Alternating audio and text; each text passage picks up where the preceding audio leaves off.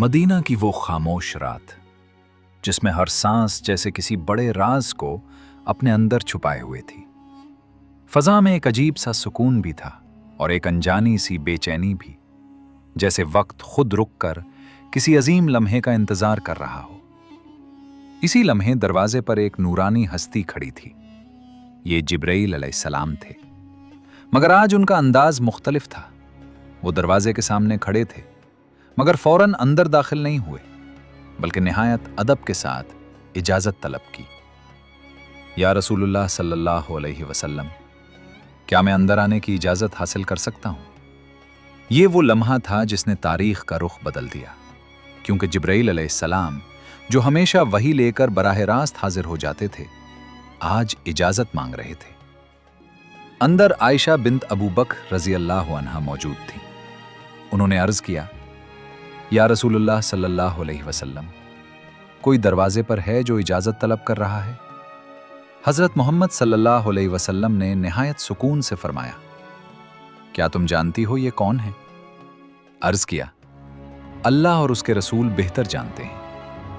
आप सल्लल्लाहु अलैहि वसल्लम ने फरमाया, ये जिब्राइल है और आज ये भी इजाजत लेकर आ रहे हैं। ये सुनकर दिल जैसे रुक सा गया। फजा में एक अजीब सा बोझ महसूस होने लगा, जैसे हर शय उस लम्हे की अजमत को महसूस कर रही हो। इजाजत दी गई और जिब्राइल अलैहिस्सलाम अंदर दाखिल हुए। उनके चेहरे पर नूर था, मगर आज उस नूर में एक संजीदगी थी, एक खामोश पैगाम। उन्होंने अर्ज किया, या रसूलुल्लाह सल्लल्लाहु अलैहि वसल्लम, अल्लाह ताला ने मुझे आपकी खिदमत में भेजा है और आपसे आपकी मर्जी दरियाफ्त करने का हुक्म दिया है। ये अल्फाज आम नहीं थे, ये एक ऐलान था, एक ऐसी खबर जिसके बाद दुनिया पहले जैसी नहीं रहने वाली थी।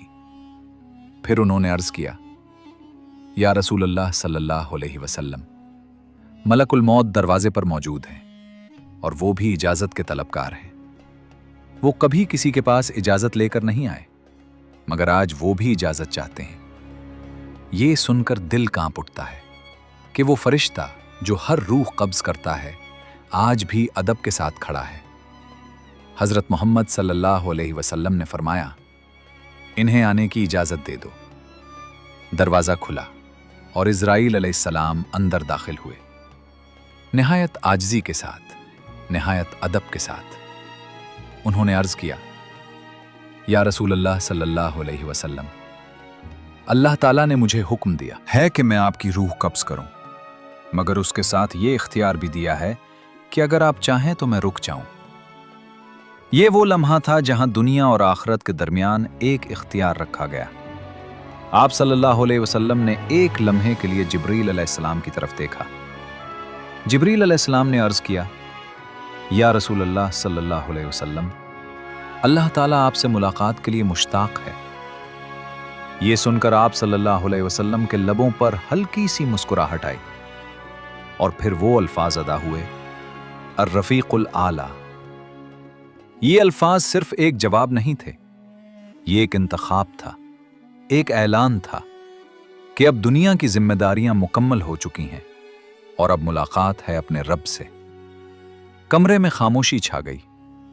आयशा बिन्त अबू बकर रजी अल्लाह अन्हा की आंखों से आंसू बहने लगे। दिल ये मानने को तैयार नहीं था, मगर हकीकत सामने आ चुकी थी। आप सल्लल्लाहु अलैहि वसल्लम का सर उनके सीने पर था। सांसें आहिस्ता आहिस्ता कम हो रही थीं, मगर जबान पर अल्लाह का जिक्र जारी था।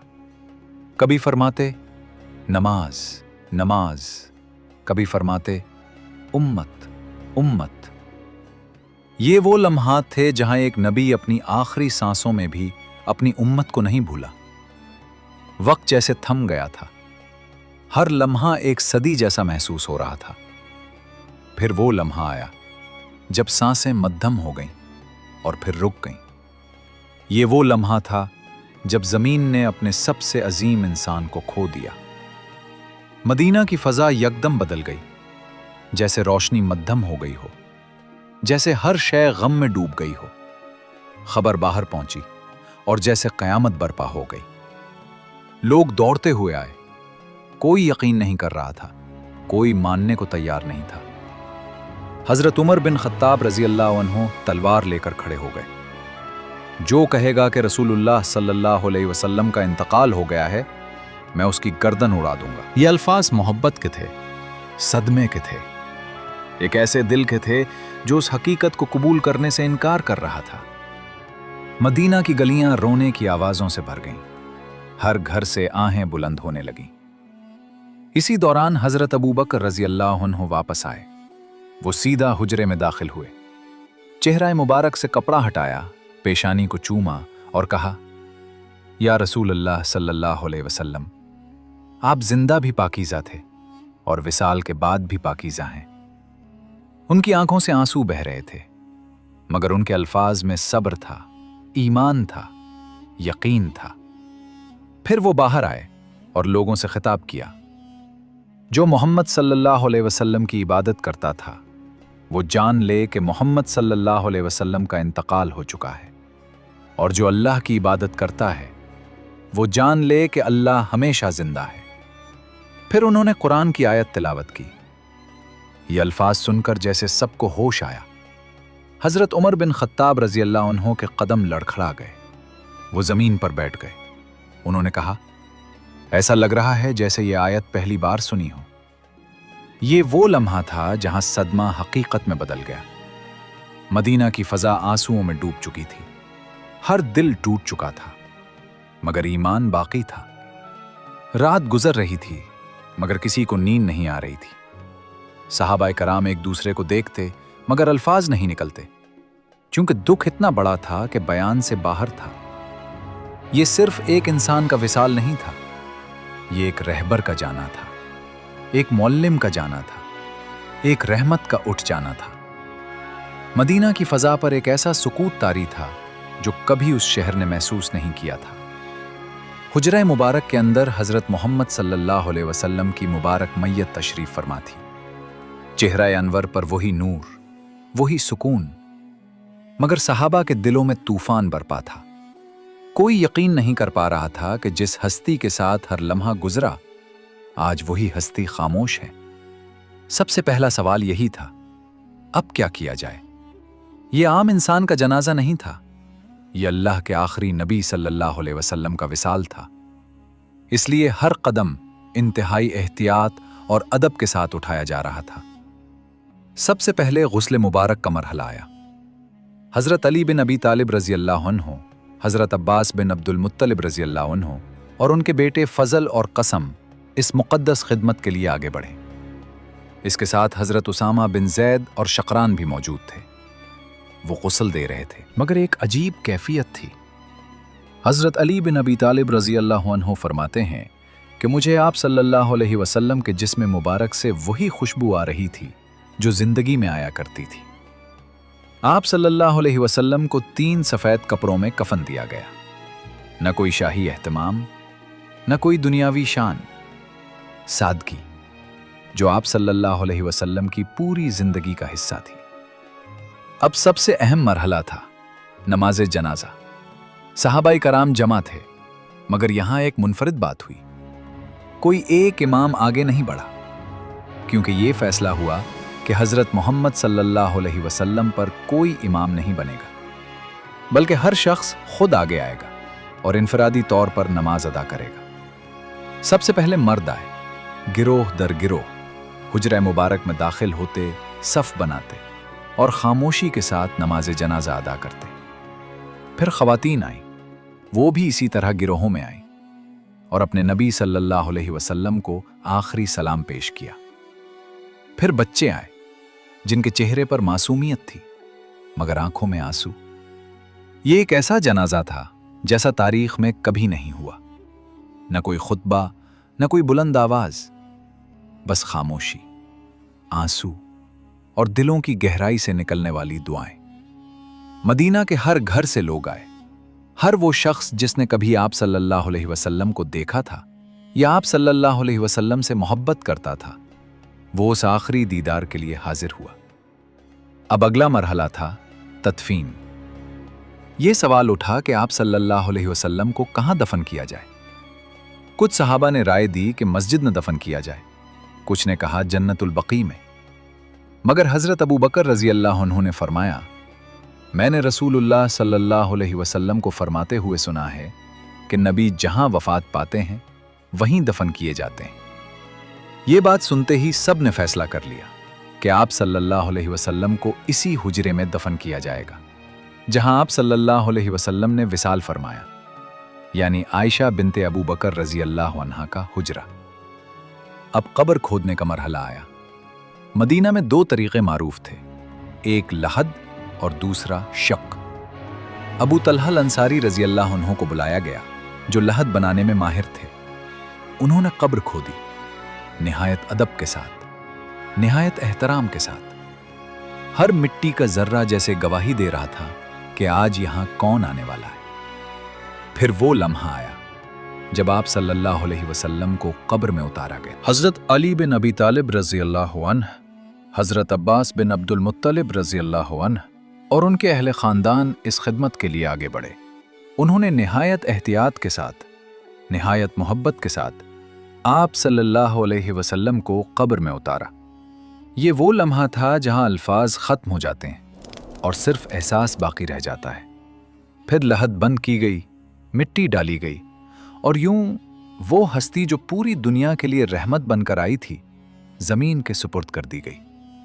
मदीना की फ़ज़ा में खामोशी थी, मगर इस खामोशी के अंदर एक पैगाम था कि नबी सल्लल्लाहु अलैहि वसल्लम इस दुनिया से जा चुके हैं, मगर उनका दीन, उनकी सुन्नत और उनकी मोहब्बत हमेशा बाकी रहेगी। सहाबाए किराम वहां खड़े थे, आंखों में आंसू, दिलों में दर्द, मगर ईमान मजबूत था।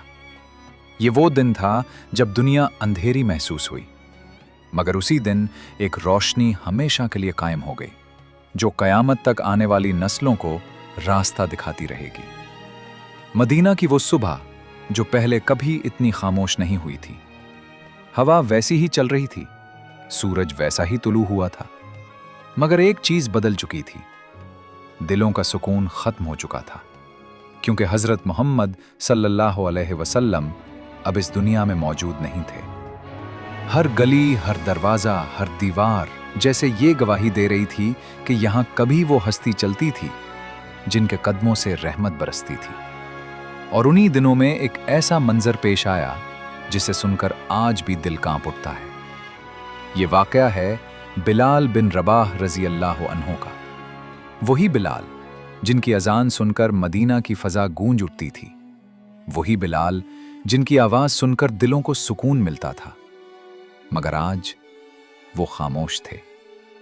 हज़रत मोहम्मद सल्लल्लाहु अलैहि वसल्लम के विसाल के बाद जब नमाज का वक्त आया, लोगों की नज़रें मस्जिद की तरफ उठीं, मगर बिलाल नजर नहीं आए। किसी ने कहा, बिलाल को बुलाओ, मगर जवाब आया, वो अजान नहीं दे सकते।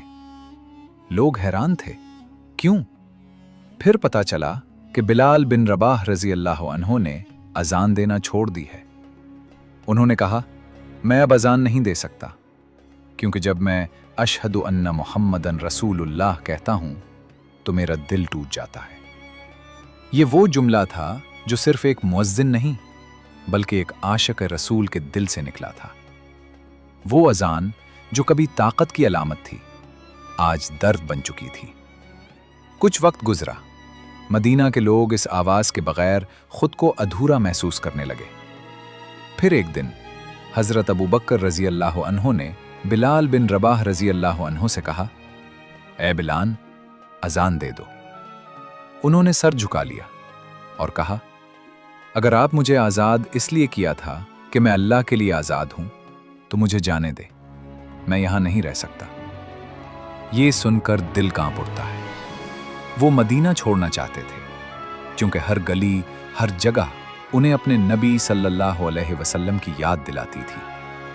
आखिरकार वो मदीना से चले गए। वक्त गुजरता गया। फिर एक दिन बरसों बाद बिलाल बिन रबाह रजी अल्लाह अन्हु मदीना वापस आए। कहा जाता है कि ये वापसी एक ख्वाब के बाद हुई, जिसमें हजरत मोहम्मद सल्लल्लाहु अलैहि वसल्लम ने फरमाया, ए बिलाल, तुम हमें भूल गए हो? ये अबहो सुनकर उनका दिल टूट गया और वो फौरन मदीना की तरफ रवाना हो गए। जब वो मदीना पहुंचे तो शहर उन्हें देखकर जज्बात से भर गया। लोगों ने कहा, बिलाल आ गए, बिलाल आ गए। फिर सहाबाए कराम ने उनसे दरखास्त की, ऐ बिलाल, एक बार अजान दे दो। पहले तो उन्होंने इनकार किया, मगर फिर मान गए। वो मस्जिद नबवी में खड़े हुए। मदीना की फजा खामोश हो गई। हर आंख उनकी तरफ थी, हर दिल धड़क रहा था। फिर उन्होंने अजान शुरू की, अल्लाहु अकबर, अल्लाहु अकबर। उनकी आवाज गूंजी और मदीना के दिल कांप उठे। अशहदु अन ला इलाहा इल्लल्लाह। लोग रो रहे थे। फिर वो लम्हा आया, अशहदु अन्न मुहम्मदन रसूलुल्लाह। ये अल्फाज सुनते ही मदीना में कहराम मच गया। लोग चीख चीख कर रोने लगे। औरतें अपने घरों से बाहर निकल आईं। बच्चे भी रो पड़े। ऐसा लगा जैसे वही दिन वापस आ गया हो जब हजरत मोहम्मद सल्लल्लाहु अलैहि वसल्लम इस दुनिया से रुखसत हुए थे। बिलाल बिन रबाह रजी अल्लाह अन्हु की आवाज भी भर आई। वो आगे अजान मुकम्मल न कर सके। उनके अल्फाज टूट गए, आंसू बहने लगे।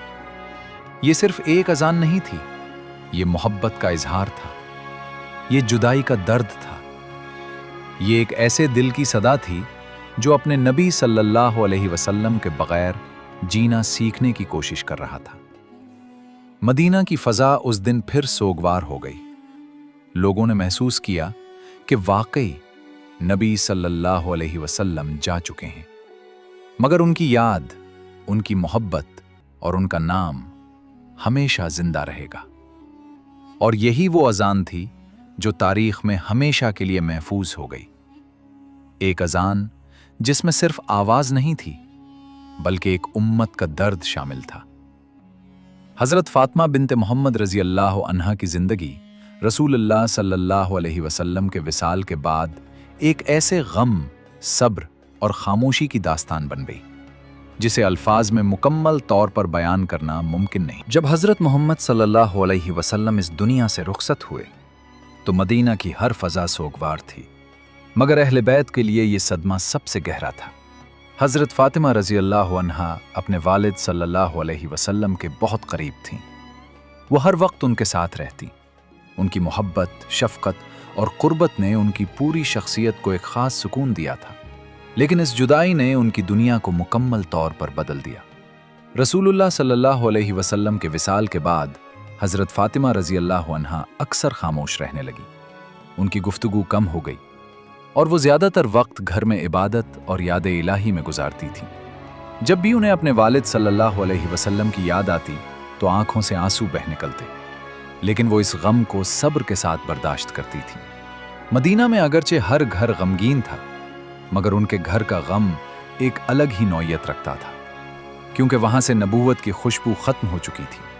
हजरत अली बिन अबी तालिब रजी अल्लाह अन्हु उनके साथ थे और दोनों एक सादा मगर बाबरकत जिंदगी गुजार रहे थे।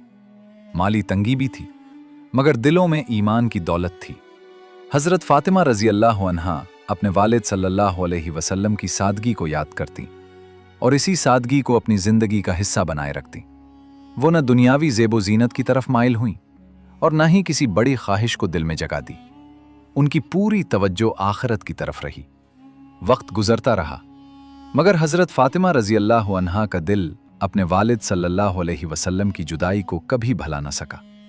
वो अक्सर फरमाती कि मदीना अब वैसा नहीं रहा जैसा पहले था। जब भी मस्जिद नबवी के करीब से गुजरती तो वो लम्हे याद आते जब हजरत मोहम्मद सल्लल्लाहु अलैहि वसल्लम वहां मौजूद होते। उनकी मुस्कुराहट, उनकी आवाज और उनकी शफकत, हर चीज उनके दिल में ताज़ा हो जाती। रिवायात के मुताबिक वो पहले ही इस बात का एहसास रखती थीं कि उनकी उम्र ज्यादा तवील नहीं होगी। वो कमजोर होने लगी और ज्यादातर वक्त खामोशी में गुजारने लगी। उनकी खामोशी दरअसल एक गहरा सब्र था, एक ऐसा सब्र जिसमें शिकायत नहीं बल्कि रजा थी। एक मौके पर जब वो बीमार हुईं तो उनकी हालत ज्यादा कमजोर हो गई। वो बिस्तर पर लेटी रहती और जिक्र इलाही करती रहती। उनके चेहरे पर एक अजीब सा सुकून था, जैसे वो किसी बहुत बड़ी मुलाकात के इंतजार में हों।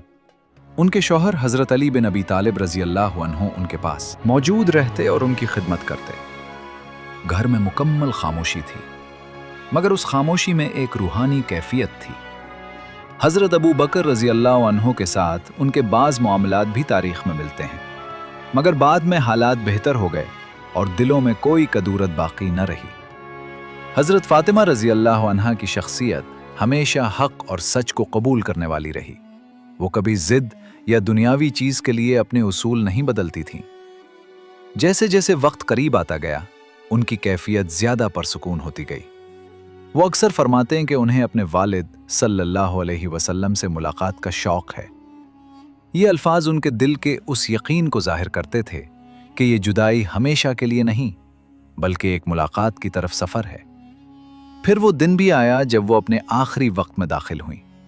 مدینہ ایک بار پھر خاموش تھا، مگر اس بار یہ خاموشی پہلے سے بھی زیادہ گہری تھی۔ وہ اپنے گھر میں اپنے اہل و عیال کے درمیان تھیں۔ ان کے چہرے پر ایک نورانی سکون تھا۔ وہ بار بار ذکر کرتی رہیں اور پھر آہستہ آہستہ ان کی سانسیں کم ہونے لگیں۔ حضرت علی بن ابی طالب رضی اللہ عنہ ان کے قریب تھے اور وہ اس لمحے کو روک نہیں سکتے تھے جو اللہ نے مقرر کر دیا تھا۔ حضرت فاطمہ رضی اللہ عنہا نے خاموشی کے ساتھ اس دنیا کو الوداع کہا، اور یوں وہ اپنے والد صلی اللہ علیہ وسلم سے ملنے کے سفر پر روانہ ہو گئیں۔ حضرت علی بن ابی طالب رضی اللہ عنہ کی زندگی میں نبی اکرم صلی اللہ علیہ وسلم کے وصال کے بعد ایک نیا دور آ گیا۔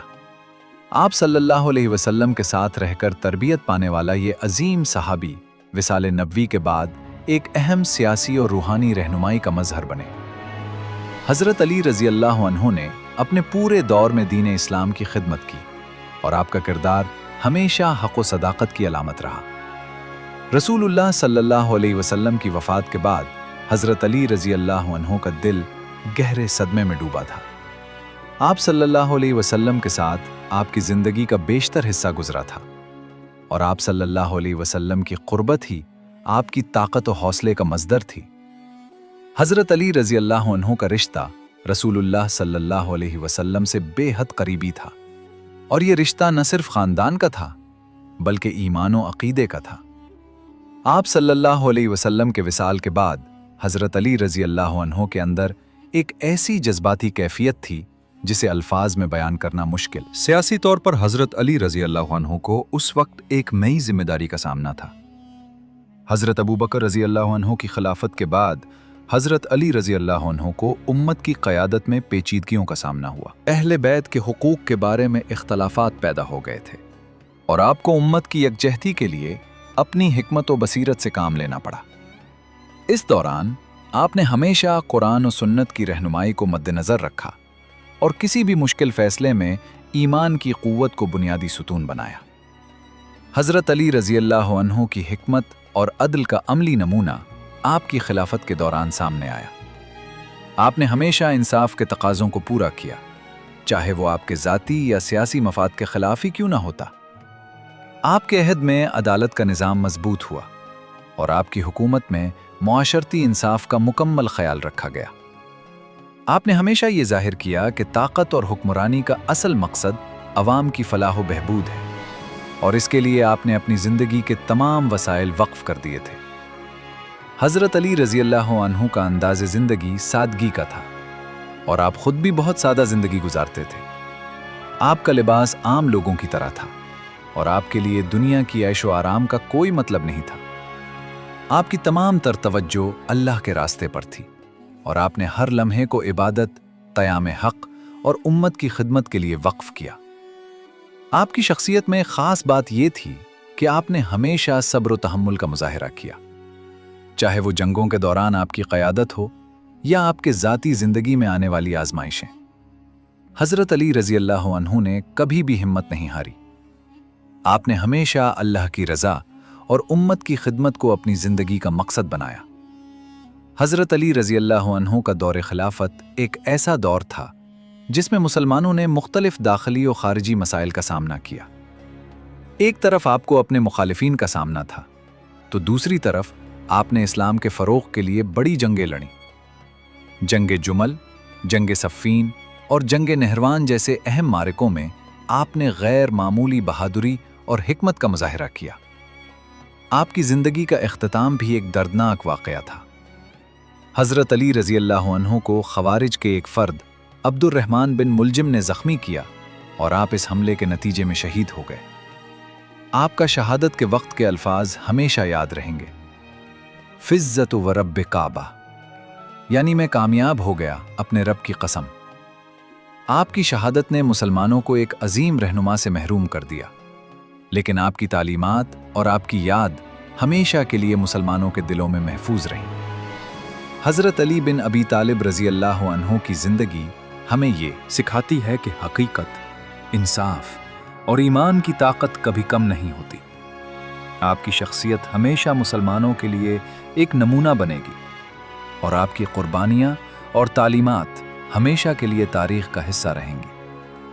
آپ کی زندگی کے ہر پہلو میں اللہ کی رضا کی جستجو تھی، اور اسی رضا کی خاطر آپ نے دنیاوی زندگی کے تمام جاہ و جلال کو نظر انداز کیا۔ حضرت علی بن ابی طالب رضی اللہ عنہ کی زندگی ایک عظیم مثال ہے جو ہمیں عدل، صبر، حکمت اور امت کی فلاح کے لیے اپنے ذاتی مفادات کو قربان کرنے کا درس دیتی ہے۔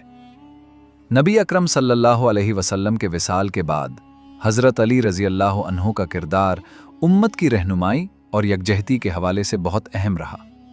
آپ نے خلافت کے مسئلے میں براہ راست اختلاف کے بجائے صبر اور حکمت سے کام لیا، کیونکہ آپ کی نظر میں امت کا اتحاد سب سے اہم تھا۔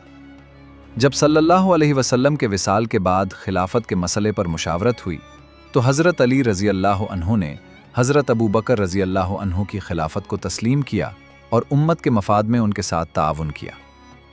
حضرت علی رضی اللہ عنہ کی حکمت اور بصیرت نے ثابت کیا کہ اتحاد و اتفاق میں بڑی طاقت ہوتی ہے۔ حضرت علی رضی اللہ عنہ نے علمی، فکری اور فقہی معاملات میں بھی اہم کردار ادا کیا۔ وہ مدینہ میں قضاء اور مشاورت کے اہم ستون بن گئے۔ ان کے علم اور فہم قرآن میں اتنی گہرائی تھی کہ صحابہ کرام پیچیدہ مسائل کے حل کے لیے ان کی طرف رجوع کرتے۔ حضرت ابو بکر رضی اللہ عنہ اور حضرت عمر رضی اللہ عنہ کے دور خلافت میں حضرت علی رضی اللہ عنہ کی رائے اہم سمجھی جاتی تھی، اور کئی مواقع پر ان کے مشوروں کو نافذ بھی کیا گیا۔ حضرت علی رضی اللہ عنہ کی زندگی کا ایک اہم پہلو ان کی سادگی اور زہد تھا۔ اقتدار کے باوجود وہ کبھی بھی دنیاوی لذتوں کے پیچھے نہیں بھاگے۔ وہ ہمیشہ اپنے ہاتھ سے کام کرتے، بازار جاتے اور اپنے معمولات زندگی میں سادگی کو اپناتے۔ ان کی زندگی کا مقصد اللہ کی رضا حاصل کرنا تھا، اور انہوں نے اپنی تمام تر توانائیاں امت کی فلاح کے لیے وقف کر دی تھیں۔ حضرت علی رضی اللہ عنہ کی زندگی میں اہل بیت کے حقوق اور ذمہ داریوں کا بھی بڑا کردار تھا۔ حضرت فاطمہ رضی اللہ عنہا کے وصال کے بعد حضرت علی رضی اللہ عنہ نے اپنے بچوں کی بہترین تربیت کی۔ ان کے بیٹے حضرت حسن اور حضرت حسین رضی اللہ عنہما کی تربیت میں آپ نے علم، صبر اور تقوی کو اہمیت دی۔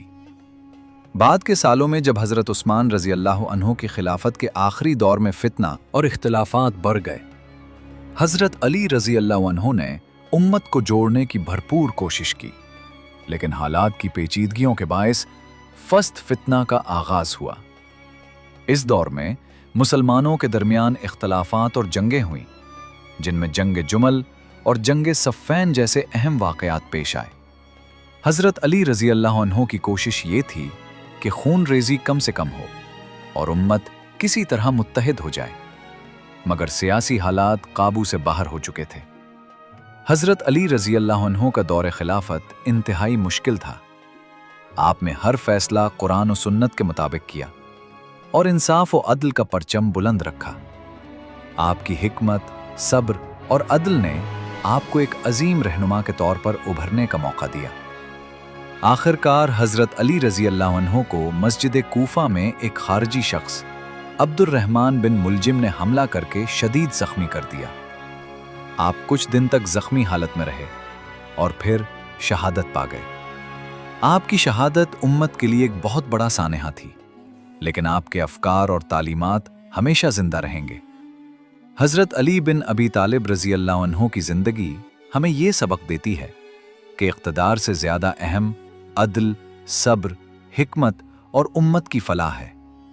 آپ کا کردار ہر دور میں علم، شجاعت، تقوی اور انسانیت کے اصولوں کا عکاس رہا، اور آپ کی زندگی اسلامی تاریخ میں ہمیشہ ایک روشن مثال کے طور پر یاد رکھی جائے گی۔